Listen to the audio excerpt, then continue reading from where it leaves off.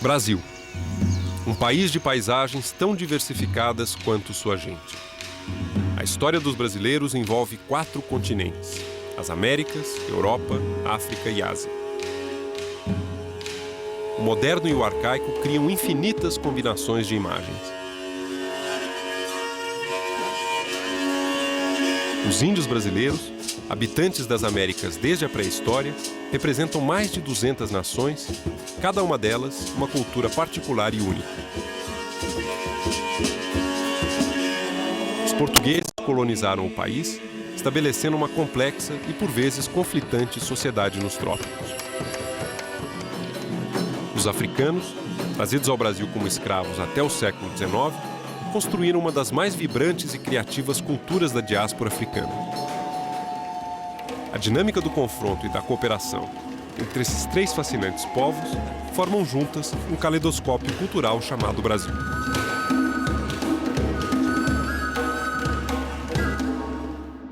O Brasil é um formidável laboratório de combinações, misturas e encontros. A diversidade aqui não é mera justaposição. Ela é a síntese, nem sempre harmoniosa, de uma espantosa variedade de povos, tradições e identidades. Meu nome é Eduardo Gianetti, eu sou professor universitário, escritor, e eu vou estar acompanhando vocês nesta incursão pelas raízes e desdobramentos da formação da identidade brasileira.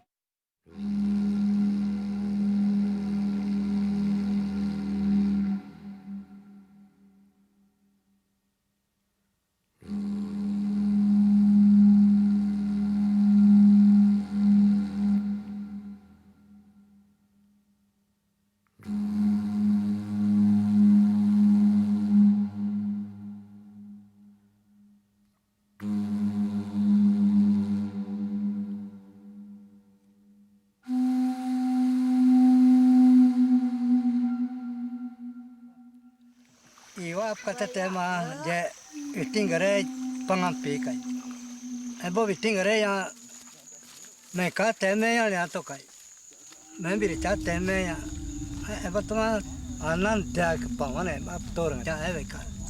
O meno ya kalya tama. Ebo zera tatema ka ma eke anu ma kama ya ka chekene. Ela ko itingare ya ka Bonam, que ano vem que a mãe cá te quer, ela co, eu tenho areia cá gora, maca te tapco.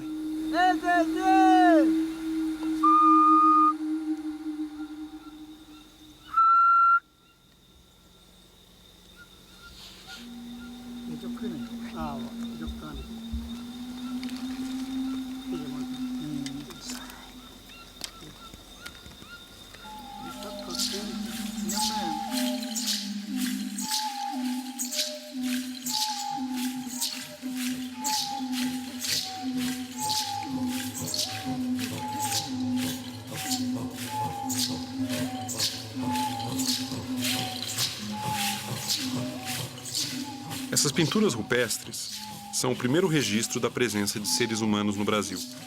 Elas foram feitas por índios que habitam essas cavernas há mais de 12.000 anos. Esses índios eram coletores e também viviam da caça e da pesca. Dominavam o fogo, mas não o ferro. Estavam na era neolítica.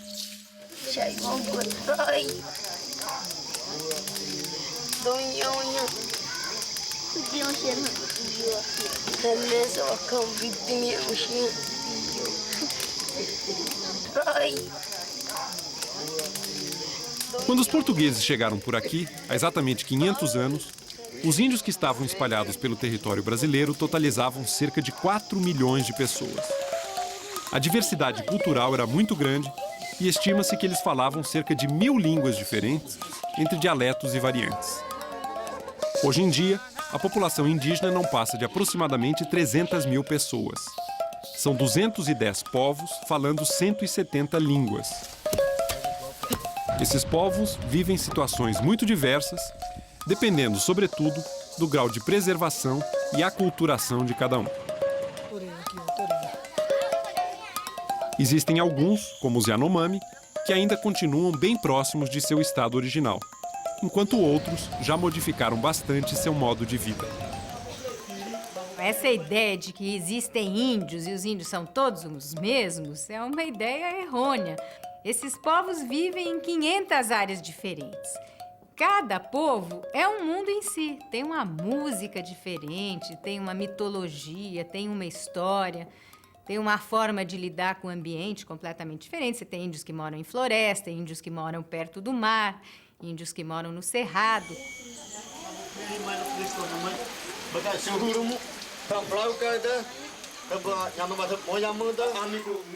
Os Yanomamis são uma das mais populosas tribos indígenas do Brasil.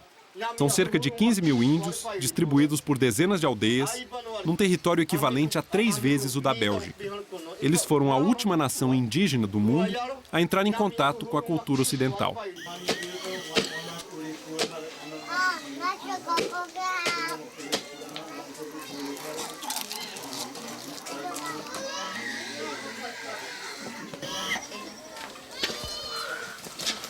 Ainda preservam a maioria das suas tradições, vivendo da mesma maneira de seus antepassados.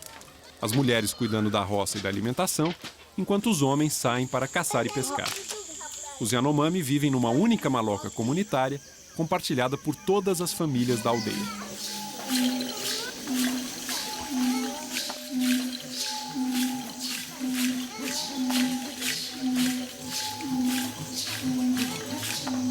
Aqui é a nossa maloca, que a gente mora há muitos anos.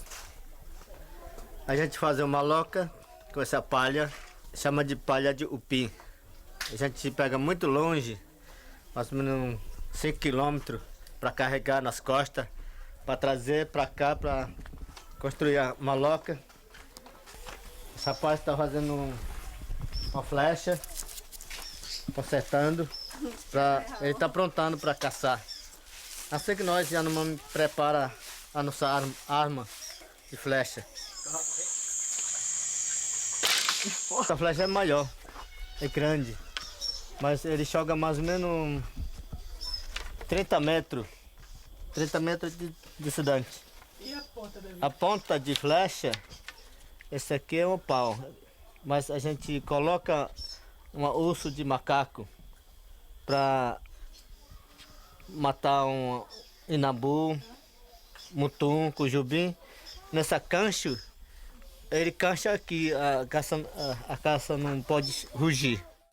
Nós, povo Yanomami, que se pinta, é muito bonito. Eles pintam de pintura de arara, outro pinta de papagaio, outro pinta de tucano, de jabuti, de onça e outro pinta de macaco. Se pintar de preto, significa uma de guerra. Pintura vermelho representa como uma alegria.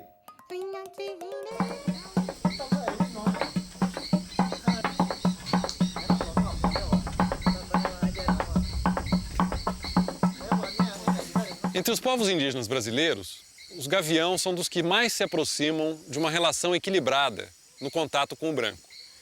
Eles conseguiram absorver hábitos e artigos da sociedade moderna, do mundo ocidental, mas eles tiveram a sabedoria de preservar traços importantes da sua identidade cultural, como a forma de vida comunitária, como a língua e como uma relação harmoniosa com a floresta.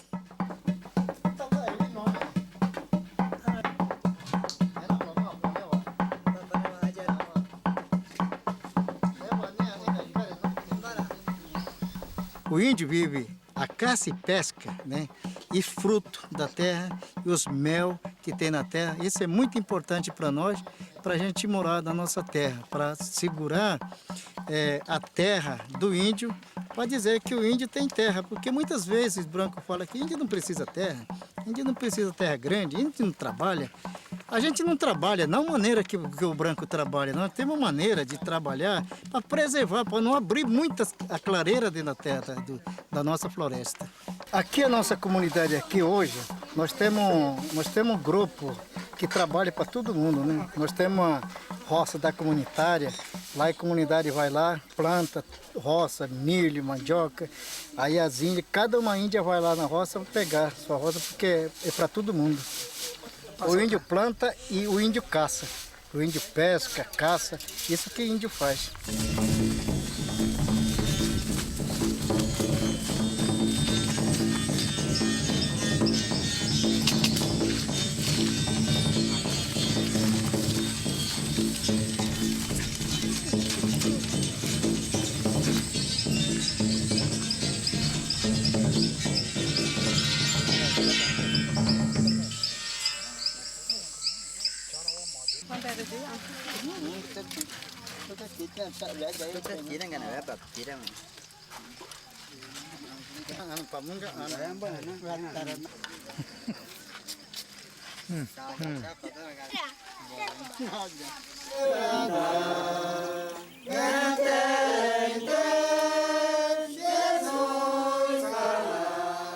Os índios gavião foram catequizados pela congregação Novas Tribos do Brasil.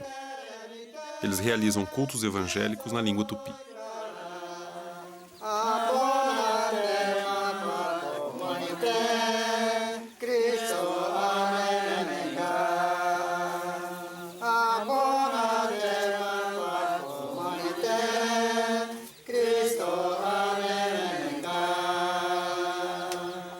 A gente tinha fé na água, chuva, trovão, espírito, né? Espírito da floresta, os animais. Então, isso que nossa religião era antigamente. Hoje, nós estamos seguindo a religião de vocês, né? que é religioso, né? Que nós temos igreja batista. Então, nós estamos seguindo essa igreja batista hoje, depois que nós entramos em contato com vocês. Né? Eu fico muito preocupada, porque nós estamos perdendo a nossa cultura, né? Já está deixando a tradição de festa, pagelança, mas a cultura, que o artesanato, que nós estamos usando, artesanato, cocá, isso o índio não estão usando mais hoje, né? Hoje nós estamos andando de calça jeans, de óculos, de relógio. Quer mais saber de tirar sua roupa mais para mostrar que ele é índio, né? Hoje não estamos usando mais coisa que era a tradição, né? Então, para não perder a cultura, a gente tem que vai preservando, vai conversando com o mais novo que está nascendo hoje, né? Para não perder nem a cultura, nem o idioma deles, né? Embaixo e em cima que saia som.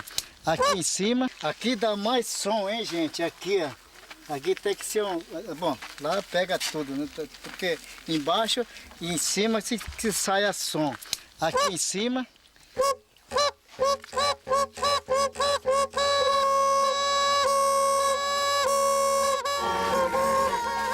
A música Gavião é um reflexo da música do povo tupi. Uma música altamente sofisticada, uma música leve e que sobrevoa a natureza de maneira a entender como a natureza funciona levemente, sem peso sobre a natureza, e que dá ao ouvinte o sentimento de integração com o universo. Eles têm, por outro lado, o único instrumento feminino das culturas indígenas brasileiras, que é o iritirã, um instrumento raríssimo, que é um mérito da cultura gavião, porque nos outros tribos as mulheres não tocam, e é um instrumento de grande poesia que é feito para o amor, o iritirã.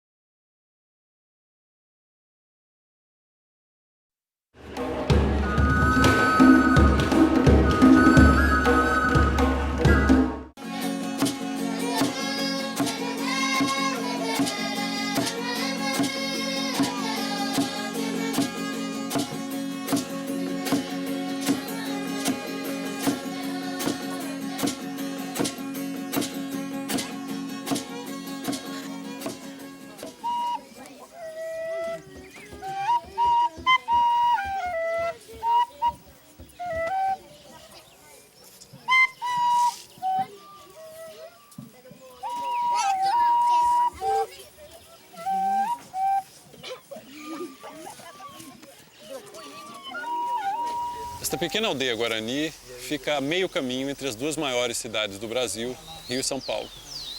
Ela também está situada a 100 quilômetros da usina nuclear de Angra dos Reis.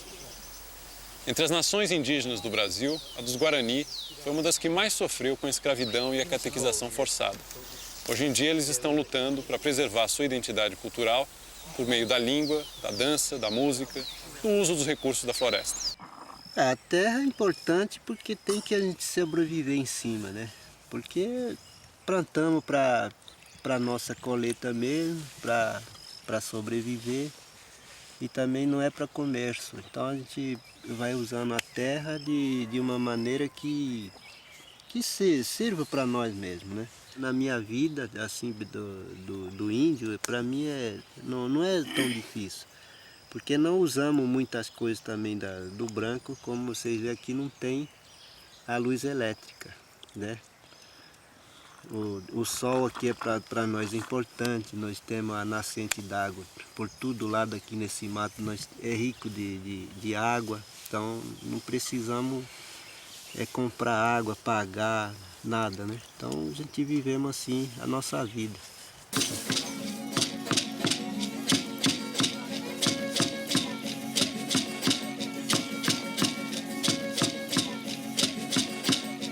As crianças, principalmente, eles estão aprendendo.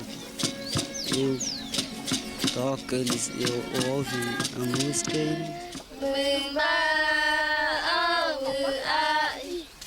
mas depois que nós trabalhamos aqui, aí agora eles só cantam mais em Guarani. Isso que foi importante para mim. Cana de açúcar em Guarani é taquaré. Palmito é jedir. Banana é pacoa. Sal a gente chama guaraí. Terra a gente chama em Guarani é iwi.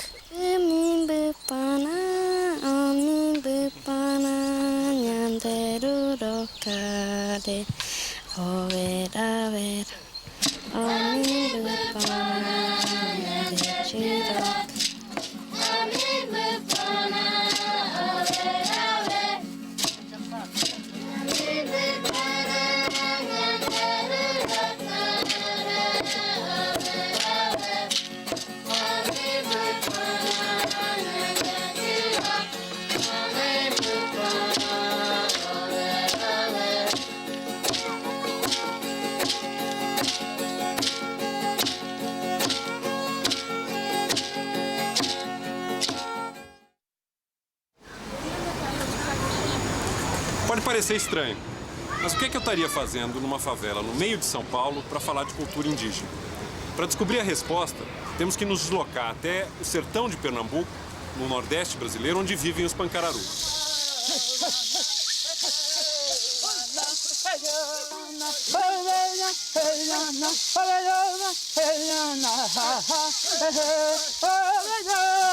Os Pancararu foram catequizados por padres capuchinos há quase 200 anos.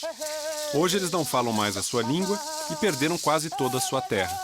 Mesmo assim, preservam parte das suas tradições.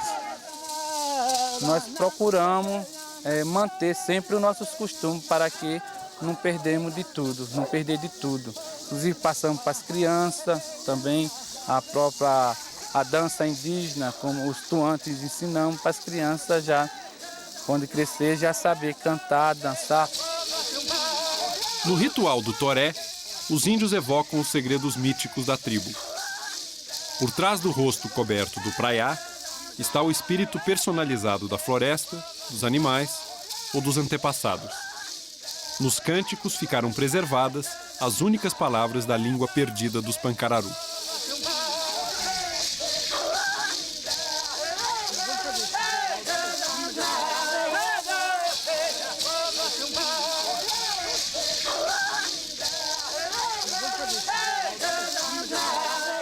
De todas as aldeias que eu chegar, em todo lugar, até no meio da rua, dança. Que faz com dizer, meu orgulho de ser índia, né? Então não posso negar meu natural.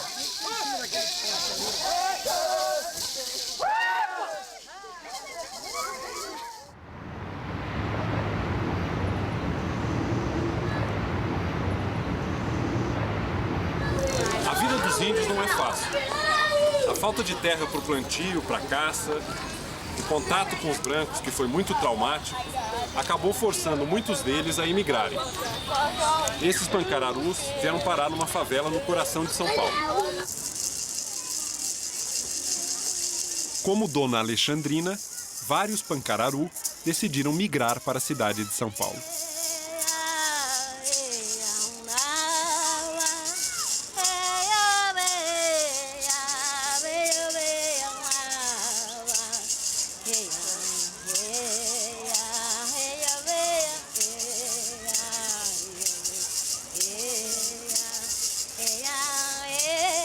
Mesmo nós sendo donos da terra, chegando no Brasil como os primeiros imigrantes, né, hoje em dia nós convivemos sem terra para trabalhar.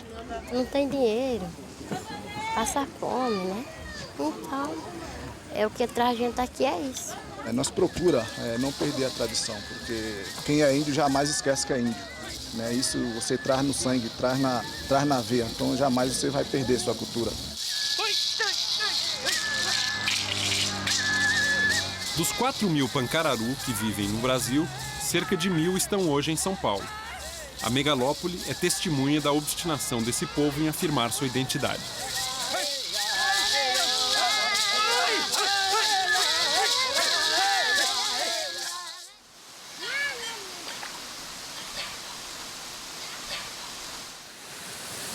Que a cultura europeia influenciou o modo de ser dos índios brasileiros é um fato por demais evidente. O que pouca gente se dá conta é a extensão da influência indígena na nossa cultura.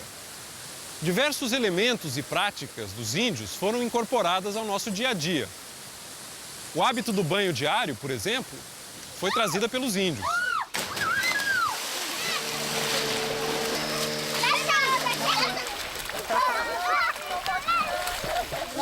A rede é outra contribuição indígena. Pode parecer uma invenção banal, mas a rede é um leito móvel e portátil que se adapta ao corpo. O hábito de fumar e o tabaco são também contribuição indígena. É comum o fumo fazer parte de rituais indígenas. No campo da alimentação, a influência indígena na nossa cultura é extraordinária. Para falar apenas de um caso, podemos lembrar a mandioca, que é um dos principais itens da nossa alimentação há muito tempo. Não haveria o Brasil se não houvesse farinha de mandioca. Isso é engraçado dizer, mas os guerreiros do Nordeste que expulsaram os holandeses só expulsaram porque a sua farinha de guerra, como eles chamavam, era dada pelos índios. Quer dizer, não haveria nem nação no Brasil, porque não haveria maneira de plantar trigo no Brasil, não haveria alimentação para que os portugueses pudessem fazer a colonização brasileira.